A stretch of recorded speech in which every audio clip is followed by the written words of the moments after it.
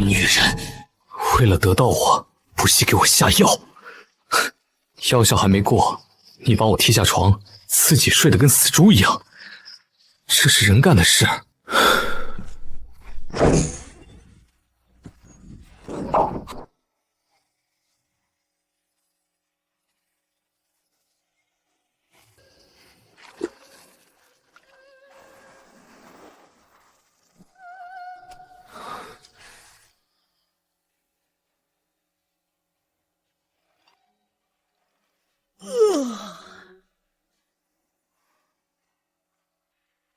我去，哪个杀千刀的趁我睡觉把我卖进山窝子了？这不是我，这身体是谁的？喂，别怕，给你喝个好东西。我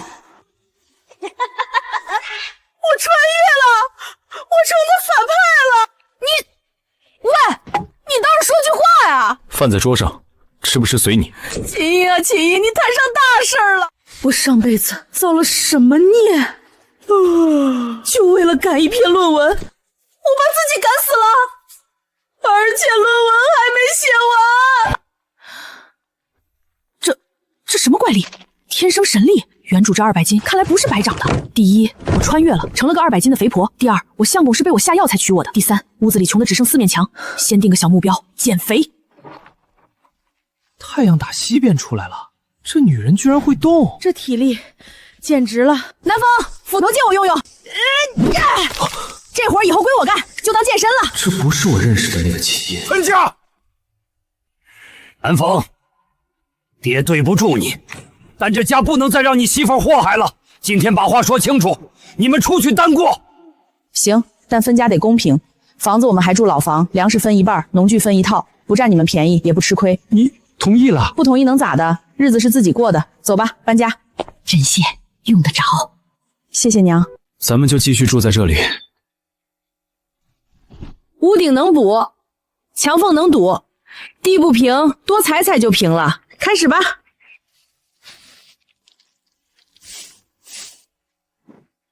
还行，就是饿了。我去做饭。你会做饭？总比你下厨强。上回你烧的粥锅底都化了。这个便宜相公好像还有点幽默感。南风，以前的事我想跟你说清楚。给你下药的是以前的我，现在的我不会再做那种事儿了。我们就当搭伙过日子，你种你的地，我减我的肥，互不干涉，行吗？说好了。可惜了，被200斤的我糟蹋了。南风，你睡着了吗？明天我打算开始节食，早上喝粥，中午吃菜，晚上不吃饭，先减30斤。哦，对了，你们村叫什么来着？2只狗村，这名字谁起？睡觉。晚安，便宜相公。没有秤，但衣服松了一指。继续，30斤只是开始，你等着，我早晚让你变回原来的样子。歇歇吧。再劈10根。我教你劈，你使的劲儿不对，再这么砍下去，斧把会断。行，那你教我。这10天他好像瘦了。分家10分的粮食剩不多了，我无了一下，照这个吃法撑不到秋收。明天我上山看看。我是学中医的，认识药材，也认识能吃的野菜野果。靠山吃山，总能找到办法。明天我上山看看。我是学中医的药材，也认识能吃的野菜野果。靠山吃山，总能找到办法。山上危险，有蛇，有野猪，还有狼。所以明天的事儿先别跟我爹说，不然他能把山封了。我跟你去。不用，你地里还有活。再说真有狼来，谁吃谁还不一定呢。导师说过，大渊山脉的地貌和秦岭很像，野生药材种类应该差不多。只要能找到几味常见草药，就能拿去镇上换粮食。紫花地丁，清热解毒，镇上药铺肯定收。那是什么？这是野生山葡萄，这是天然发酵了。野生酵母加上合适的温度和湿度。导师的论文里写过，古人最早就是这样发现酿酒的，石窝发酵，野生酵母聚落。如果我能用这些野葡萄酿出果酒，再加上中药，秦音，你穿越前的论文现在派上用场了。山葡萄做主料，野山莓调酸甜，枸杞增加色德和营养。药酒的话需要酒基药材配方，导师论文里记录的宋代古方有一半我都还记得。走，先回去试试天生神力加中医药知识。南风，你捡到宝了，你知道吗？回来了，来看，这些是这个紫花地丁镇上药铺收，这些野葡萄、野山莓是酿酒的原料。酿酒？对，我在山上发现了野生葡萄，有些已经自然发酵了，这说明这里的气候和菌群适合酿酒。我以前学过药酒炮制，中医里有一整个分支是研究怎么用药材泡酒的，补气血的、强筋骨的、暖宫驱寒的。需要什么？陶罐，最好能找几个旧的，洗干净就行。再帮我弄点糯米，做酒曲用。明天去村里找，能成功吗？不知道，但不是就一定不成功。南风，你小子怎么想起我来了？王大爷，你家有旧陶罐吗？不要的那种，能送我2个吗？陶罐倒是有，你要那干啥？腌菜。都豁了口了，你真要？大爷，你家糯米有没有多的？我想换一些。你小子分了家，倒学会过日子了。等着。行，能用的。糯米要蒸熟后凉一下，再用布包起来，让它自然发酵。对了，你们村里有没有谁酿过酒的？村委王老爷子，年轻时在镇上酒坊做过大师傅，后来酒坊倒了，他就回村了，现在编竹楼卖。真的太好了！等酒出来了，我拿给他尝尝。有人指点，比我自己瞎搞强多了。便宜老公好像也没那么讨厌。温度控制在25到30度，湿度保持。空气中的酵母菌，3天应该能看到白色菌丝，到时候就是天然酒曲了。理论全是论文里看的，真要实操，我其实心里也没底。但已经到了这一步，不试就永远不知道。你这是在干什么啊？压葡萄，要让它出汁儿才能发酵。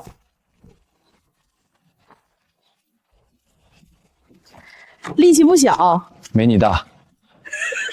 等你出酒的时候，应该就是第7天了。导师，你的学生在另一个时空也要开始酿酒了。论文是写不完了，但论文里那些古方也许能在这里活过来。成了，没有杂菌，全是酵母菌落。我的酒曲第1关过了。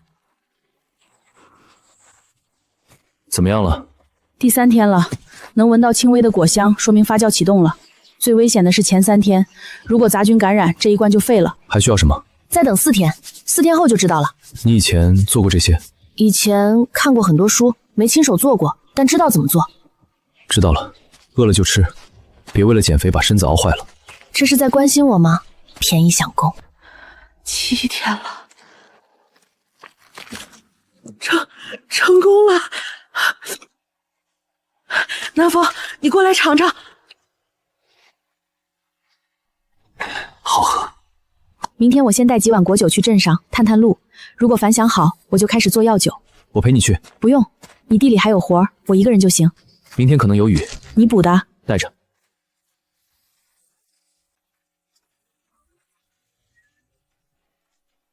姑娘要买酒？不买酒，我自己酿的果酒，不知掌柜有没有兴趣尝一尝？自酿的？用什么酿的？山上的野葡萄。姑娘，你这酒叫什么名字？还没名字。我刘德兴在这镇上卖了20年酒，果酒我喝过不少，但清甜到这个程度的没有。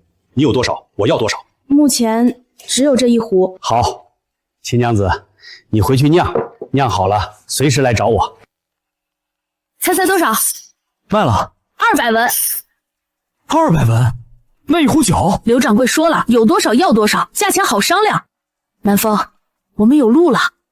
这些年，我种地，1年到头到手也就7、8钱银子。你上山采野果，7天就卖了200文。那是你运气好，娶了个会酿酒的媳妇儿。后天是爹的寿辰，你跟老翟那边还联系吗？分了家就不来往了。爹说了，各过各的。我想去看看爹，给他带一坛酒。酒？今天去镇上的路上我就想好了，第一批果酒赚了钱，下一个该做药酒了。你爹不是常年腰痛吗？我配一坛黄芪当归酒给他试试，他喝好了，别人看着好，自然会来买。干嘛？记恨他干嘛？他让咱们分家，反而是帮了我们。要不是分家，我能自己酿酒赚这200文。再说了，他是你爹，你是我相公，你爹就是我爹。黄芪补气是归期养元酒的主要。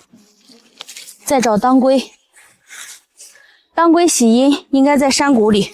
黄芪、当归、枸杞、红枣，4味药材配野果酒基，泡7天。如果成功了，这就是我们酒坊的第一个产品。老五，你们怎么来了？娘，今天是爹寿辰，我带了点东西来。谁让你们来的？分了家就各过各的，别来惹人闲话。爹，这是我的赔礼。以前秦音不懂事儿，做了太多对不住南家的事儿。这坛酒是我自己酿的，里面加了黄芪和当归，对腰痛有好处。您喝了试试。你自己酿的？好香的酒，还有一股药味儿。是药酒，用野果酒做底，泡的黄芪和当归。黄芪补气，当归活血，对腰腿疼有好处。爹，怎么了？不好喝吗？好喝，比我年轻时在镇上喝过的都好喝，尤其是喝完这片刻，腰上暖暖的。爹，每天一小碗，睡前喝，半个月后我再来看看效果。胖丫，娘叫你胖丫，你不会不高兴吧？不会，娘想叫什么都行。拿着，买点好的吃，瞧你都瘦了。娘，我不缺钱，您留着自己用。等过阵子，我给您买新衣裳。你哭了？没有，风大。你打算怎么做？扩大产量，现在只有2个罐子，最多1个月酿2批，至少要10个罐子，还要找个帮手。王老爷子，你上次说村委那个酿过酒的，明天我去请他。他不会来的。为什么？他脾气怪，村里人都不跟他来往。我小时候拿酒去问他，他把我赶了出来。那正好，脾气怪的老头我见得多了，我导师就是，对付这种人我有经验。你以前到底是做什么的？我说了你能信吗？能。我以前是个学生，学药的。王爷爷，我是南风家的，我叫秦音。不认识，走吧。我自己酿的果酒，想请您尝尝。你一个女娃娃会酿什么酒？别糟蹋东西。您尝一口，要是不好喝，我立刻就走，绝不再来。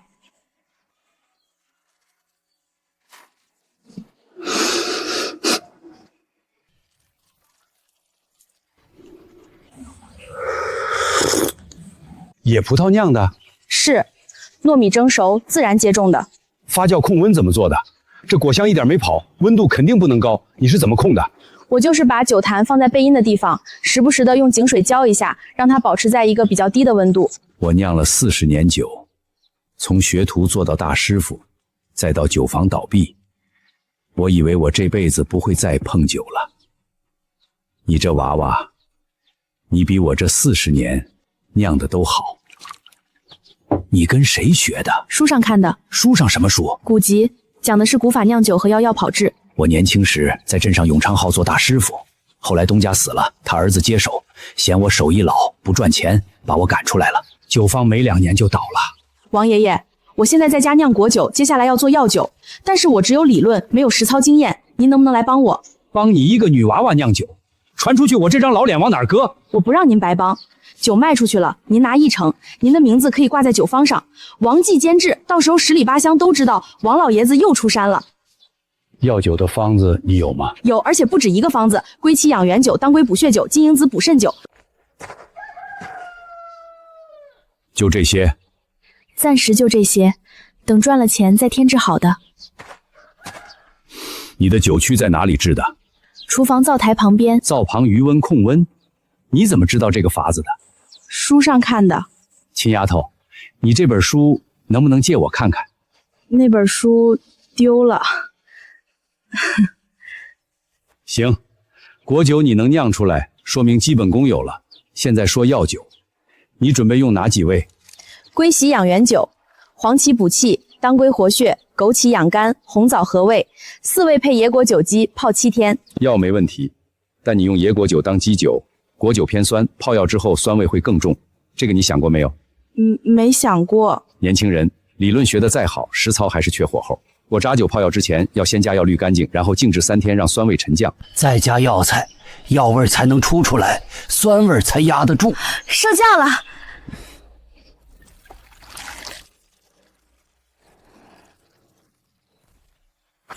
他居然能让王老爷子出山！你有天赋，但天赋只是敲门砖。酿酒这条路最难的不是技术，是人心。我在永昌号做了20年大师傅，东家死了之后，他儿子接手，嫌我手艺老成本高，把我赶了就到位。什么？因为酒酿酒不是快活，急不得，省不得，骗不得。你着急出酒，温度一升酒就酸了；你省好料，酒体一薄客就跑了。你骗人一次，招牌就砸了。所以秦丫头，你记住，酒是给人喝的，每坛酒从你手里出去，都得对得起你自己的舌头。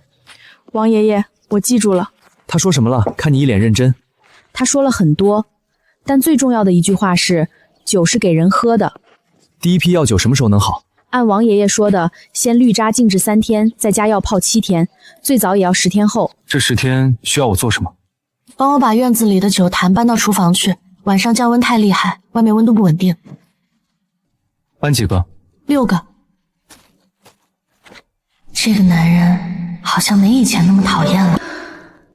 11天了，比预期多了1天。酒的事急不得，开吧。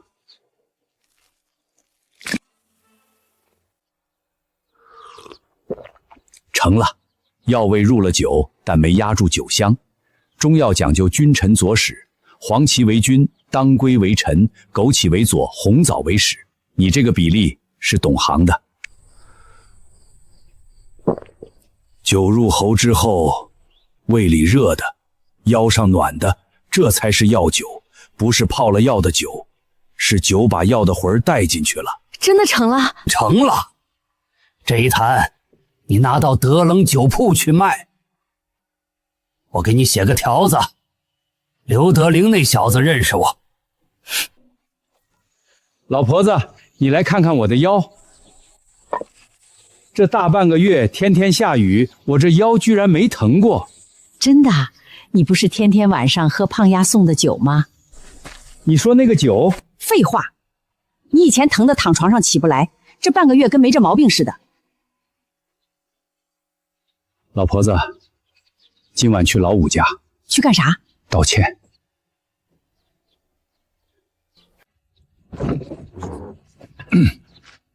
老五，爹，胖丫儿，你那酒还有吗？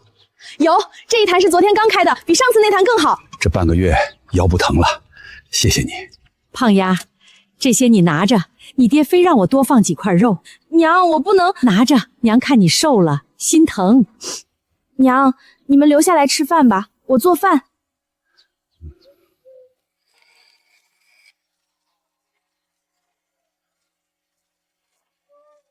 秦娘子，可把你盼来了。上次你那壶果酒不到3天就卖光了。刘掌柜，这次不是果酒，是药酒。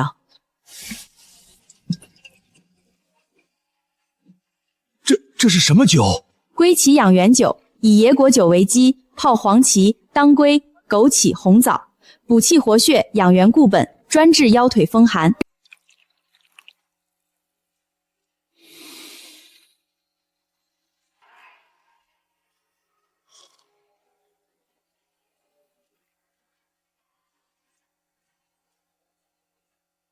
秦娘子，你这酒得多少钱一坛？您是行家，您开价。果酒我卖300文一壶，这个药酒一口下去胃就暖了，腰上热乎乎的，这不是酒，这是药，但是比药好喝，比酒有用，5两一坛，我收，有多少收多少。成交。不过刘掌柜，我还有个条件，这酒的名字和方子您替我保密。如果有人来打听，您就说2只狗村有个会酿酒的媳妇儿子，但姓甚名谁您不知道。秦娘子，你年纪轻轻，做生意倒是老道，我答应你。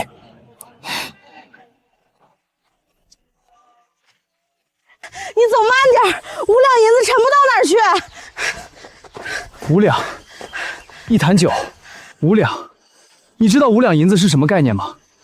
我种1年地，刨掉吃穿赋税，能攒下的也就2、3两。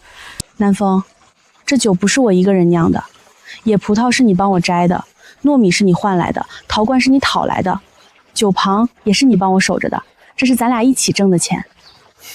走吧，回去告诉王老爷子，采曲是酿酒的根本，曲好酒才好，脚力要匀，不能轻一下重一下。你有力气，但收不住。你看这边都踩碎了。我再试试。歇一会儿。不歇，王爷爷说了，今天要把这一斗麦子全采完。麦子蒸好之后，放久了会坏。产量上来了，1个月能出2批，1批50斤，按刘掌柜那个吃法，勉强够。不够，他说镇上的客人已经开始预定了，还有人从隔壁镇跑过来买。那就再扩，10个大缸，1个月4批，品质不能降，这是底线。 10个大缸的话，原材料不够，山上的野葡萄是有限的，黄芪和当归倒是能种，但周期太长。王爷爷，除了野葡萄，还能用什么酿果酒？山里野果多了去了，野山楂、野山莓、野桃子、刺梨，每一样都能酿，风味各不同。但最好的还是种。你既然要做长远的酒坊，就该考虑买地种葡萄。买地种葡萄至少要1-2年才能收成，这1-2年先用野果顶着。 同时开始找地、买地、种葡萄。南风，明天你去打听一下村口那片荒地是谁家的，能不能买？行。又在画什么？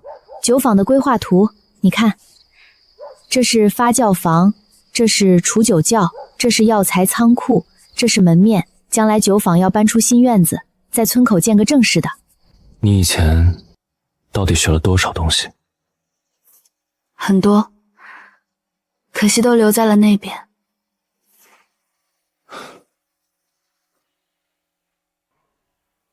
老五家那胖女人，一坛酒卖5两银子，5两，我干1年也挣不到5两。可不是嘛，我看啊，指不定是往酒里加了什么东西，骗镇上那些有钱人的。他那个方子哪来的？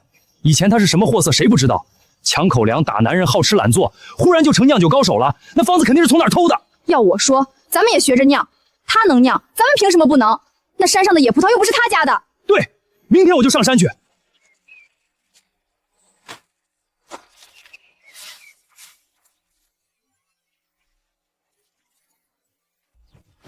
成了，他说7天，我也7天。这是什么味儿？你这是在干嘛？我学胖丫酿酒，你学他？ 你拿什么学？你知道酒曲怎么制吗？你知道温度怎么控吗？你知道葡萄和水的比例是多少吗？你什么都不知道，你就敢酿？这一缸子烂东西，连猪都不吃。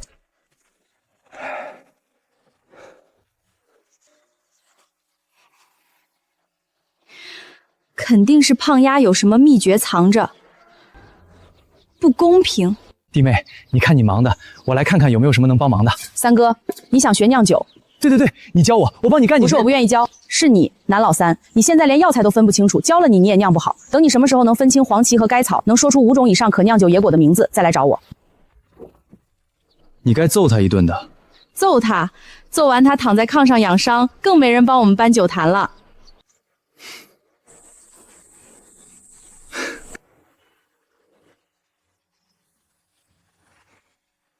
怕不是掉了40斤。 快了，再减30斤，就差不多能看到原来的样子了。哪来的包子啊？昨天去镇上送货给你买的。谢了。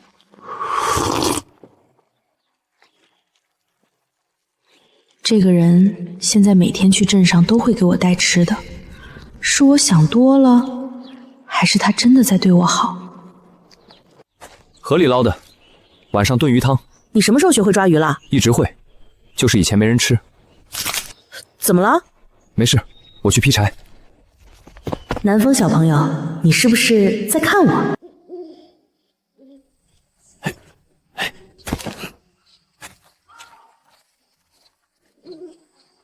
这么大个酒坊，偷一坛没人知道。放下。3秒钟，放下酒坛，滚出去！我不打你。救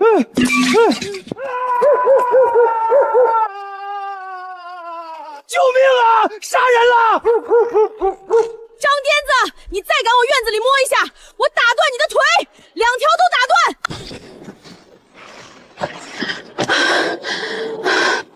那是咱家老五媳妇儿，可不是以前抢咱家粮食那个，现在守酒坊了。他这是变好人了？人呢？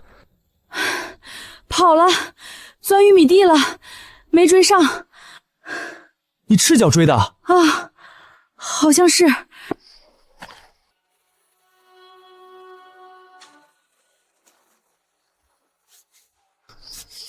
以后晚上我在院子里睡。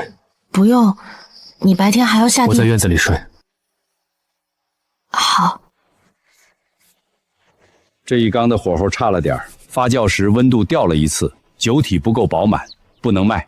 一整缸都不能卖？不能。坏了一缸是小，坏了招牌是大。你忘了我说过什么？酒是给人喝的，每坛都得对得起自己的舌头。对，这一缸倒别倒，留着我们自己喝，或者送给村里人。果酒的叫山果青，药酒的叫归秦养元。客人记住名字，下次来就说再来一坛山果青。哈哈哈哈哈！秦丫头，你这脑袋里到底装了多少东西？起名好，但光起名不够，你要把名字烧在坛子上，烧上去的才是你的。对，请窑上在坛子上烧“宁氏酒坊”4个字。在坛子上烧字儿，这活儿我们做过，酒楼定制碗碟的时候做过。宁氏酒坊山果青，6个字，一次烧成。对，多少钱一个？加烧字的话，一个坛子多收5文。好，先做20个，以后每月20个。每个月20个，我们现在半年也用不完20个坛子。半年后呢？1年后呢？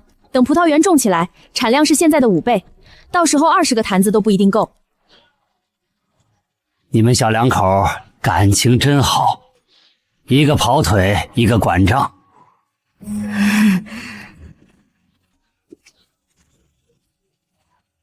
客官，给娘子挑一只。这只银簪多少钱？这可是足银的，300文。200文，行不行？不行不行，做不了。250，你这后生，好吧，250，亏本卖你。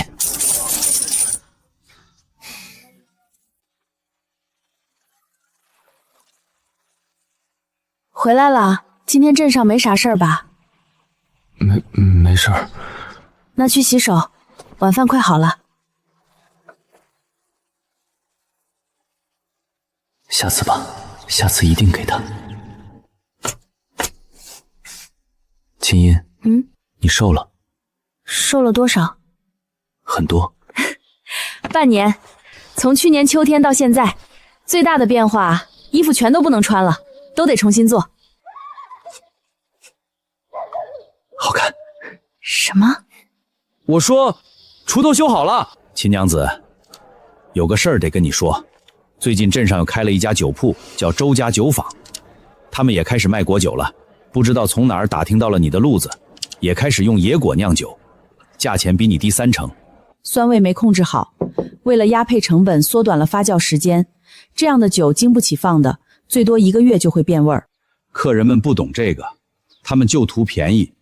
最近你的山果青销量掉了2成，2成。不跟他们打价格战，价格战打下去，谁都赚不到钱。刘掌柜，给我换个策略。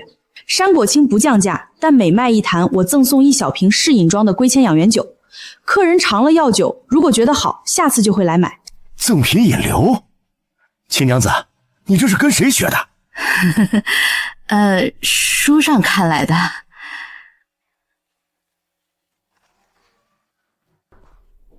不是说德郎酒铺的果酒卖不动了吗？怎么这个月反而涨了？掌柜的，我打听过了，德郎每卖1坛果酒，送1小瓶药酒，客人拿回去尝了药酒，都说好，下次来就2样都买。好多人买了送老人，现在镇上酒楼也找他们要货。什么药酒？就是2只狗村那个姓秦的女人酿的，用野果酒加药材泡的，据说喝了腰暖和，腿不疼。一个村妇能酿出这样的酒？这块荒了7、8年了，村里没人要，石头多，种庄稼不长。但你说的种葡萄，这地的朝向是对的，养阳，有坡度，排水好。爹，这块地如果买下来，大概要多少钱？荒地不值钱，找村长说一声，1亩1两银子能拿下。这里有大概5亩。5亩5两银子，加上开荒、正体、买苗，20两能搞定。你手里有20两？攒了小半年，手里有30多两了。行，我就跟村长说，这块地给你们拿下。5亩地，明天开始开荒。王爷爷，酿酒的事儿您多盯着。南风，开荒你带我。你也要去开荒？当然，你们挖石头，我搬石头，一个人。这丫头，力气大也不能这么使。老天给了我这身力气，不用就是浪费。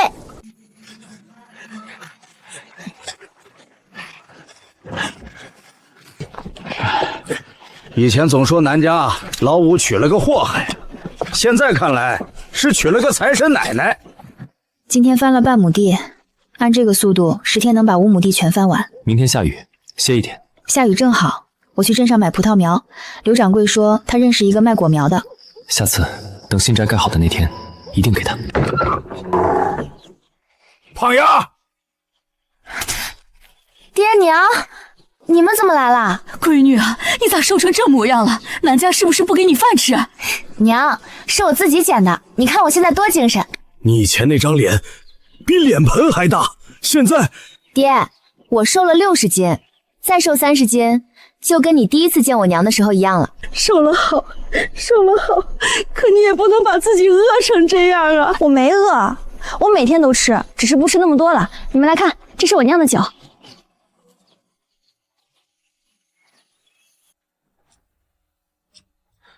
这小子对你怎么样？很好。真的？真的。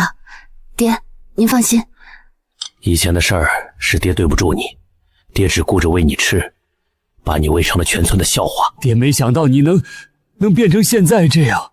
爹，以前的事儿都过去了，现在我很好，南风也很好，我们的酒坊已经能1个月挣10两银子了。我的闺女有出息了，有出息了。爹，这个酒您每天喝1小碗，对腰好。娘，这些您收着，给家里买点好的。娘不要你的钱，只要你过得好。娘，我不过得好，还要让你们都过得好。秦娘子，你今天来的正好，有位大主顾想见你，从县府来的。你就是秦音？是我。这酒我喝了2天，第1天喝了1杯，当天晚上睡了个好觉。我失眠10多年了，从不喝酒的人，昨晚居然一觉睡到天亮。第2天我又喝了1杯，腰上热乎乎的，连站了1天都不觉得累。秦娘子，你的酒不只是在卖酒，你在卖药，却比药好喝；你在卖酒，却比酒管用。这种方子放在县府，至少值10两1坛。我今天来，是想跟你谈一头笔大生意。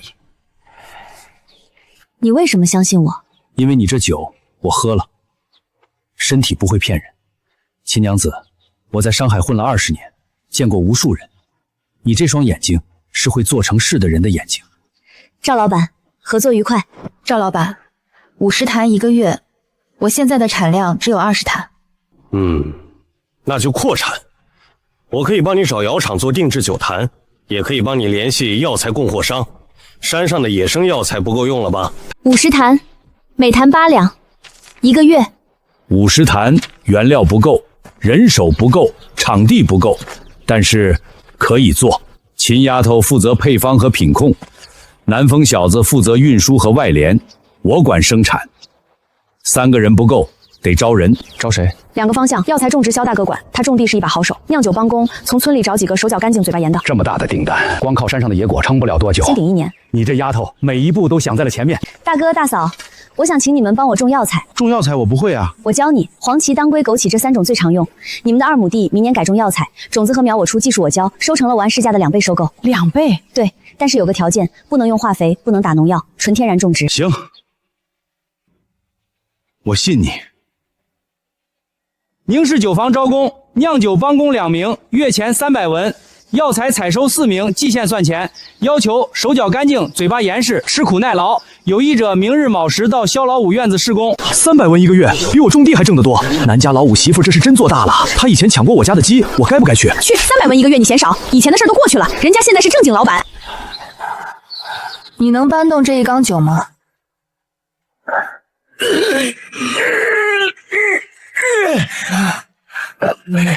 下一个。都听好了，酿酒这行最忌讳2件事：第一，偷工减料；第二，往外泄方。方子泄了，我们大家都得喝西北风。如果有人拿钱来找你们打听，你们告诉我，我给双倍。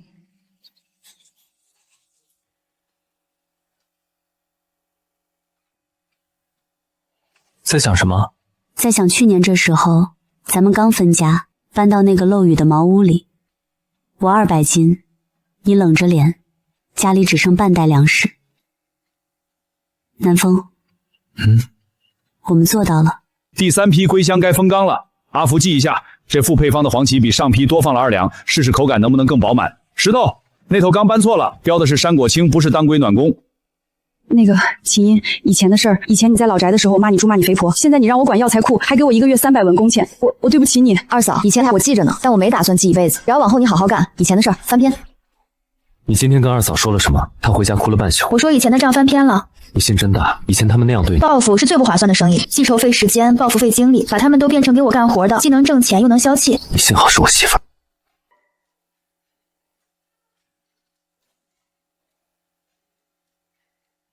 钱娘子，我做了20年酒商，看到过无数酒坊倒在我面前，倒的原因都一样，品质。产量一上来，品质就掉，订单一多就想着偷工减料。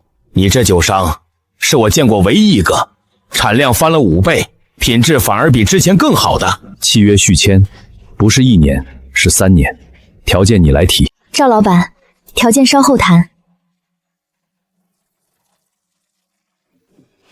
先喝一杯。钱娘子，你早晚会把酒卖到京城去？不舍得？不是，在想下一批多做几个品种。那个温养身子的酒可以出个小瓶装，专门供给镇上医馆，这样夫人来抓调理方子的时候，顺手就能带一瓶。你就不能先歇歇？不能。赵老板说的对，早晚有一天我要把酒卖到京城去。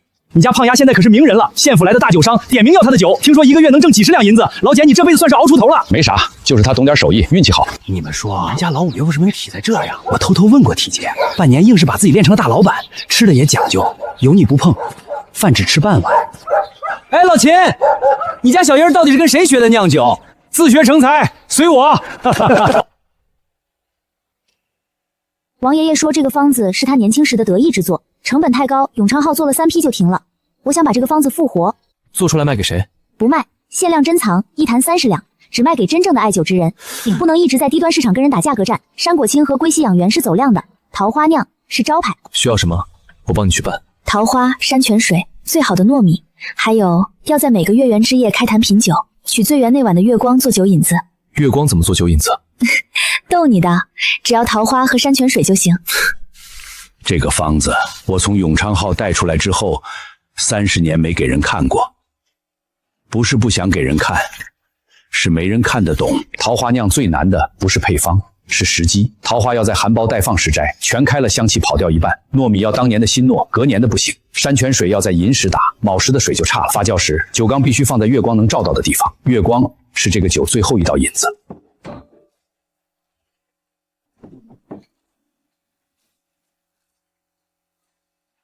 干活就干活，脱什么衣服？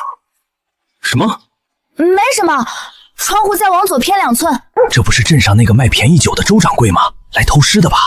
简娘子，我是来请教一下，你的酒是怎么做到口感和药效兼顾的？周掌柜，进来喝一杯。不酸不涩，药味和酒味不分彼此。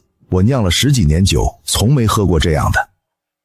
钱娘子，以前是我不懂事，你的酒我服。周掌柜，药酒市场很大，我一个人做不完，以后咱们可以合作，你帮我卖一部分县城市场，我给你批发价。你不记恨我？记恨能卖酒吗？30年了，还是这个味道。永昌号的桃花酿，我以为这辈子再也喝不到了。王爷爷哭了。我第一次见。他找了30年，才等到一个能做桃花酿的人。那个人是你和我。秦音，谢谢你。谢我什么？谢谢你把他找出来，谢谢你把这个酒坊做起来，谢谢你没有走。我不走，这里是家。秦娘子，这个酒30两一坛，我要了，全部。但我不卖，我留着。留着？对，等将来宁氏酒坊这4个字值钱的时候，我把这6坛桃花酿拿出来，告诉别人这是宁氏酒坊最早的中藏版，到时候1坛300两都有人抢。要给秦家和南家各建一座新宅，规格一模一样，分毫不差。弟妹，你是说给我们也盖新房？对，老人住了一辈子茅屋，该享福了。胖丫，爹不用新房，你把钱留着，你们小两口盖自己的。爹，您是我爹，2个爹2座宅子，都是做儿女该做的。哭啥？盖新宅是喜事儿，明天开工，大家都来帮忙，不白帮，给工钱。说了一模一样，就一模一样。你对你爹娘好，我懂。为什么对我爹娘也这么好？因为你爹娘就是我爹娘。我肖老头活了60多岁，住了一辈子茅屋，没想到在老五媳妇手里住上了青砖大瓦房。胖丫，爹以前对不住你，今天爹谢谢你。老肖，以前的事儿都过去了，现在咱们是一家人。秦音，买了1年多了，一直不敢给你。你帮我簪上，好看吗？好看，最好看。南风，咱们的家现在算是真正的家了。家，我们的家。那只揣了1年多的银簪，终于簪在了它该簪的地方。怎么了？吃坏肚子了？不知道，这2天一直这样，吃了酒吐，闻了油味就想吐。南风，我多久没来月氏了？月氏？什么月氏？恭喜小娘子是喜脉，脉象沉稳有力，不止1胎，是双胎，一左一右，左强右柔，一儿一女，龙凤喜喜。双胎，我要当爹了！南风，你放开，我还怀着呢。你坐着，不，你躺着，想吃什么我去做，我去买。一儿一女，我闺女怀了龙凤胎，是我们南家的大恩人。秦音这辈子圆满了。慢点喝，别烫着。南风，我只是怀孕，不是残废，你不用每天都喂我。郎中说双胎辛苦，你得多补。这是我敢做的侄儿侄女的小衣裳小鞋，做的不好你别嫌弃。二嫂，谢谢你。谢啥？你给我们盖了新房子，开了300文工资，我能做的不多，这些衣裳鞋袜你别嫌弃就行。不嫌弃，等孩子出生了，第一个穿的衣裳就是二婶做的。等秦娘子产后，宁氏酒坊扩产3成，恭喜秦娘子，贺喜秦娘子！秦娘子，这是我家掌柜的一点心意。王爷爷，这是什么？满月酒，你生那天我给你开，这是30前我女儿出生时我酿的第1坛桃花酿，给你。王爷爷，别哭，怀着孩子哭对眼睛不好，好好养着。酒坊有我。王爷爷说了，让你少看账本，伤眼睛。酒坊有他和我在，你安心养胎。我这不是闲不住吗？最近桃花酿的订单增加了2成，药材的成本也涨了，我想看看是哪里出了问题。药材涨价的事儿我已经处理好了，跟种药材的农户重新谈了全年价，签了保价协议，以后不管市场怎么变动，咱们的药材价格都锁死了。你学会签协议了？跟你学的。南风，你现在像个掌柜了。这丫头是个有福的。将军不算，我眼花了没看到，你每次都眼花。爷，你们天天来我家下棋，还天天吵，能不能换个安静点的娱乐方式？不能，我赢了他才是人生乐事。你什么时候赢过我？刚才那盘是你偷子。再加把劲儿。放心，胖丫福大命大。出来了，第一个是男娃，第2个是女娃。南风，你还没看孩子呢。先看你，孩子等会儿再看。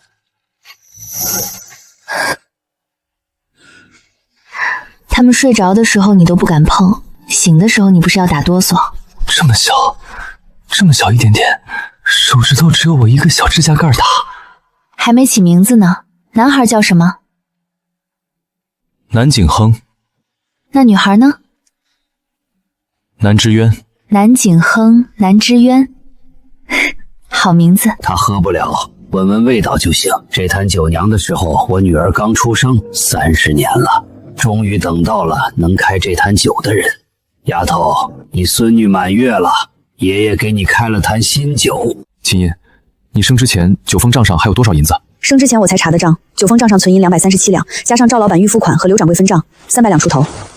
300两，300两已经是去掉人工和成本的净利润了。万一咱们有了孩子，要供他们读书、娶媳妇儿、出嫁妆，300两够他们读到举人，再考进士。要不再生2个，反正有钱。南风，你说什么？听说萧老五媳妇儿生了对龙凤胎，这孩子命好，生在富贵家。什么富贵人家？人家是自己白手起家，从2个破陶罐开始。老哥，这酒铺老板好说话不？好不好说话不重要，重要的是你进来就得好好干，不然对不起他。说了我做饭，你回去躺着。躺了2个月了，再躺我真要生锈了。就做一道香椿炒鸡蛋，这菜你最喜欢吃的。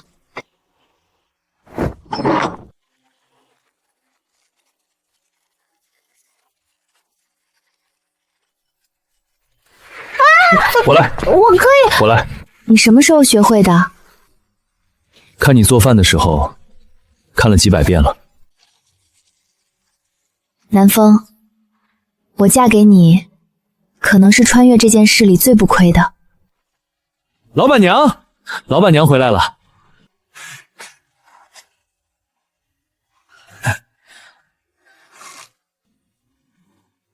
简娘子，恭喜喜得龙凤！另外跟你说个好消息，州府的聚贤楼点名要咱们的归元养元酒，每个月的量跟县府一样。在州府开一家宁氏酒坊的分号。你说不是铺子，是一个小型的品酒室，客人来了可以免费品酒，了解药酒文化。简娘子，你这做生意的脑子放在大元朝，独一份。州府的分站，你打算让谁去管？我想让南风去，他学了快2年了，对账、采购、客户对接，每样都会了。你不怕他出事儿？但他不去闯，以后咱们老了，谁来管这摊子？再说了，他是我相公，我信他。我想让你去州府。我去州府？对，3个月子还这么小，我娘和南母都会帮忙带的，是你的机会。我去，但我有个条件，说每天给你信，不会写字的话就画圈圈，画满了整张纸。你收到了就知道我在想你了。好，每天给你回信。去州府啊，那可是大地方，你小心点别被人骗了。我儿子去州府是开分号，不是去讨饭。3个月后我就回来。往左一点，再往左，好，盯上。掌柜，你们第一批归乡养元酒什么时候到？楼里的客人天天问。大后天，首区50坛已经发车了，到时候聚贤楼第一个上货。刷，这面墙要不要刷白？品酒师必须亮堂。你们的爹啊，去给你们挣家业了。等他回来的时候，就是真正的萧掌柜了。归期养元酒，以野果酒为基，配黄芪、当归、枸杞、红枣4味本草，补气暖宫酒，适合妇人调胃养血，每月只出6几碗，肚子不那么疼。还有我们的招牌桃花酿，今天只有1坛供品鉴。老夫腰疼了大半辈子，今天早上起来系腰带，居然能弯腰了。南风这小子果然被琴音练出来了。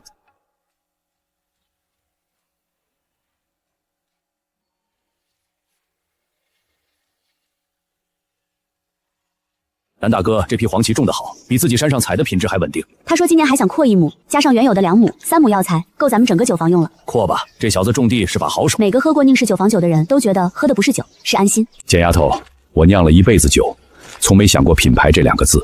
你不一样，你从一开始就想的是这坛酒喝完，这个人会记住什么？记住宁氏酒坊，宁是安宁的宁，喝了我的酒就能睡个好觉。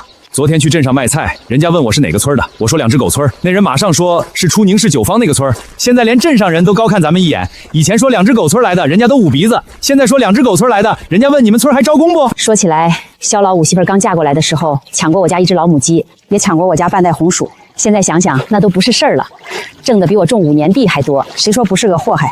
现在觉得他是咱村的福星，在这里干活就一条规矩，品质。每一坛酒从你手里经过，你都得做到，你觉得好，别人才能觉得好。酿酒的时候，心里想着将来喝这坛酒的人是个腰痛的老爷子，还是个肚子疼的年轻媳妇儿。你要让他们喝完之后说值。村委那个编竹楼的王老爷子是我爷爷，爷爷说他这辈子最佩服的人就是您，所以让我来跟您学。那你好好学，你爷爷酿了一辈子酒，是真正的酒师，你身上流着他的血，别辱没了。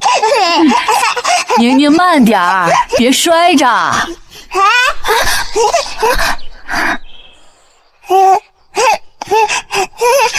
像我，摔倒了就爬起来。娘，爹什么时候回来？我想爹了。快了，他上一封信里说分号稳定了，再上正轨就可以回来了。爹回来带好吃的吗？带，你爹最疼你了，每次都带一箩筐好吃的。我也要吃的。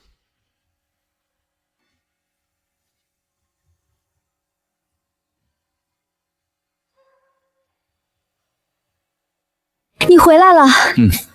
回来了，给你带了好东西，桃花酿的桃花形状。你帮我戴上，好看吗？好看，最好看。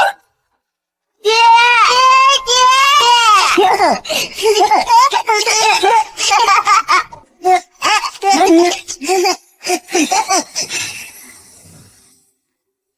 州府有个老中医，喝了咱们的归期养元酒，说他行医30年没见过这样的方子，问我娘子愿不愿意收徒弟。我连你都没教全，你有想过如果我没穿越到你身边，你的人生会是什么样？种地3000，娶不到媳妇儿，一个人过一辈子。那现在呢？那就慢慢做，一辈子不够，下辈子接着做。好，下辈子也接着做。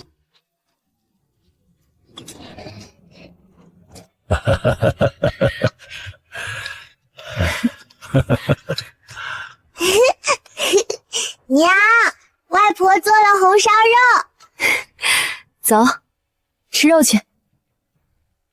3年前，我和南风分家，住在村头最破的茅屋里，屋里只有1口锅、2个豁口陶罐。南风每天冷着脸，我们穷得连盐都买不起。3年后，宁氏酒坊有3家分上，供着5县2个州府。你干了这杯，祝宁氏酒坊越来越好，祝2只狗村越来越好。今天你把我都说感动了，夸你的那段，感谢的那段不是，你说我是他最信任的搭档，本来就是。秦音，有一次我半夜起来，看到你在院子里一个人看不存在的书，嘴里念叨着我不懂的东西。你什么时候发现的？从那天开始不重要，谢谢你留住了我。娘，你在写什么？写酒谱。把咱们家的方子记下来，以后你们长大了可以照着这个做。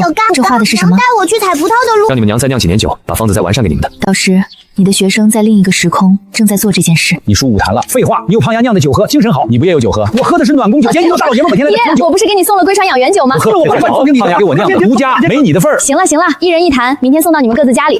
爹以前总觉得你太胖了，假亏了。爹，南风是这个世界上最适合我的人。你来了，来看您，顺便想请您出山。我都出山3年了，这次不一样，京城有人要投资咱们的酒坊，想开京城分号，需要您去京城坐镇，教第一批酒师。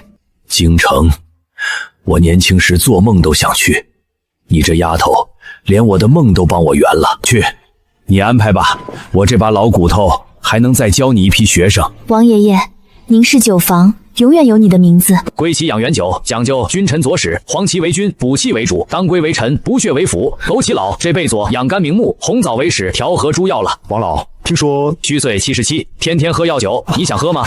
归期养元酒，娘为什么叫归西？因为里面最重要的2味药当归和黄芪，归是当归，让气血归位；芪是黄芪，补一身之气。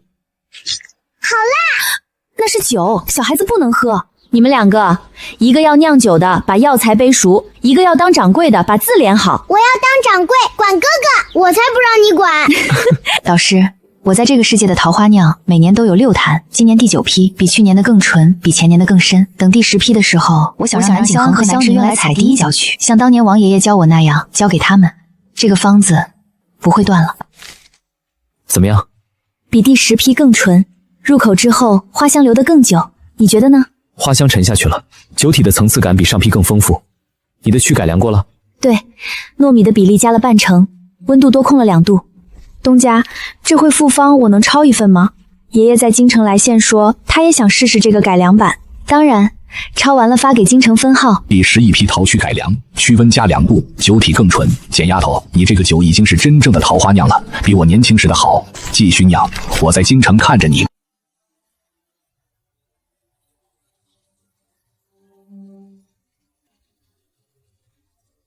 10年前，我和我相成分家，住在一间漏雨的茅屋里。我200斤，他冷着脸，我们穷得连盐都买不起。10年后，我们站在这里。这10年里，很多人问过我，你一个村妇凭什么能把酒做到回答？现在我知道了，因为我不是一个人，我有人替我守院子，替我跑州府，替我在深山里采药，替我在京城教学生。他是我相公，也是我见过最可靠的人。宁氏酒坊的一半是他的。娘，我决定了，以后我要去京城分号跟王爷爷学，把咱们的桃花酿做到京城第一。我要当总号的掌柜，以后哥哥酿酒我卖酒，赚的凭什么你管钱？因为你不识数。南风，你还记得10年前我第一次酿酒吗？记得，你酿的第1坛果酒，我喝了1口，说了2个字，好喝。那是你第一次对我说好话。那时候不太会说。现在呢？现在会了。你忘了，我们来到这个世界的时候，以为自己是异乡人，后来才发现，家不在你来的地方，家在你种下的树，你酿的酒，你爱的人那里。